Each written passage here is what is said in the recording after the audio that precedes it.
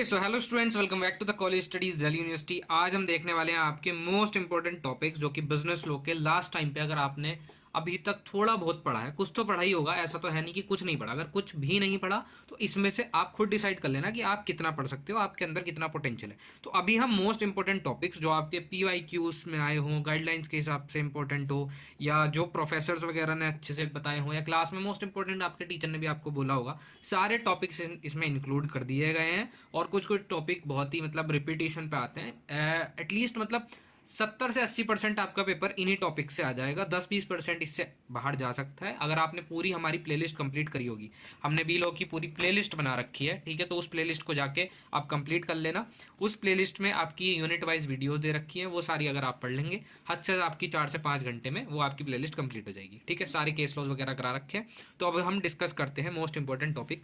सबसे पहले यूनिट 1 में इंडियन कॉन्ट्रैक्ट एक्ट 1872, ये आपके सबसे पहली यूनिट है। तो इसमें सबसे पहले आपको पढ़ना कॉन्ट्रैक्ट क्या होता है, आपको जानना है।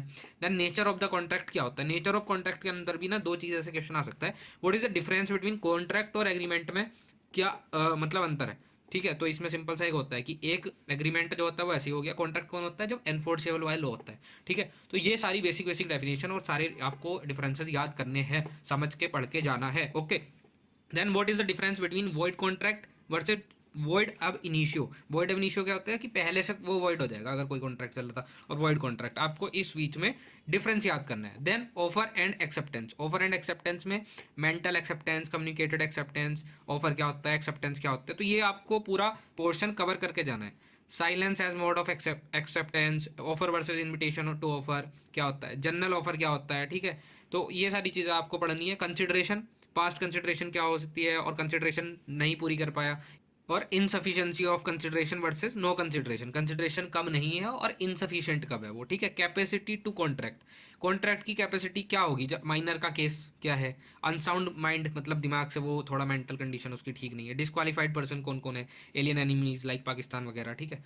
तो ये सब, और फ्री कंसेंट क्या होता है, फ्रॉड क्या है, ठीक है। तो ये सारे टॉपिक्स आपको पढ़ने हैं। मैंने इंपॉर्टेंट टॉपिक यहाँ मार्क करते हैं, ठीक है। देन इसमें से आप ये तो पढ़ ही जाना, फ्री कंसेंट और ऊपर वाले टॉपिक, ये थोड़े एक दो छोड़ सकते हो। Then legality of the object and void agreements, ये पढ़ के जाना, इससे क्वेश्चन कोई ना कोई आ ही जाएगा, okay. Then next unit 2। Unit 2 में discharge of contract and remedies.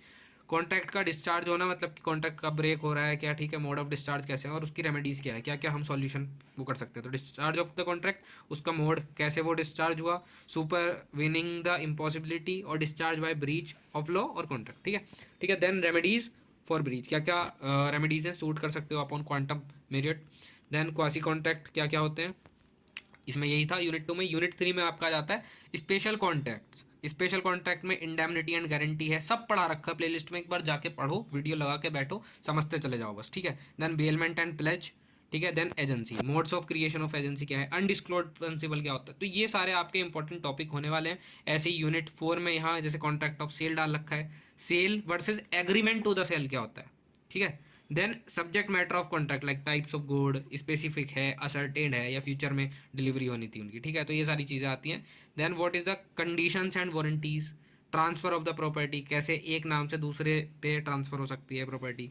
Unpaid seller क्या होता है, उसकी डेफिनेशन, राइट्स क्या क्या है अनपेड सेलर की, ठीक है। और कंपैरिजन आ सकता है स्टॉपेज इन ट्रांसिट एंड लेन, ठीक है। देन यूनिट 5 में nature and scope of LLP versus company. LLP क्या होती है, कंपनी क्या होती है, पार्टनरशिप क्या होती है, ट्रेडिशनल पार्टनरशिप क्या होती है, ट्रेडिशनल और मॉडर्न पार्टनरशिप भी आ सकता है, सेलेंट फीचर आ सकते हैं उसके, इनकॉर्पोरेशन एंड उसका registration, and partners and designated partners. एक होता है पार्टनर्स, एक होते हैं डेजिग्नेटेड, ठीक है, जो कि फुली वो नहीं होते बट उनको कोई और डेजिग्नेशन दे दी जाती है, लाइक CEO भी पार्टनर हो सकता है, और allocation of profit, whistle blower policy, ये सब कुछ प्लेलिस्ट में करा रखा है। और कन्वर्जन वाला जो पॉइंट है ना, इसको भी एक बार देख देना, एक क्वेश्चन यहाँ से आपका लास्ट में जो क्वेश्चन आते हैं वहाँ रखा हुआ आ जाता है। तो ठीक है, ये आपके मोस्ट इंपॉर्टेंट टॉपिक, मैं ज़्यादा समय वेस्ट नहीं करूँगा, आप जल्दी से जाकर प्लेलिस्ट से सारा पढ़ना स्टार्ट कर दो।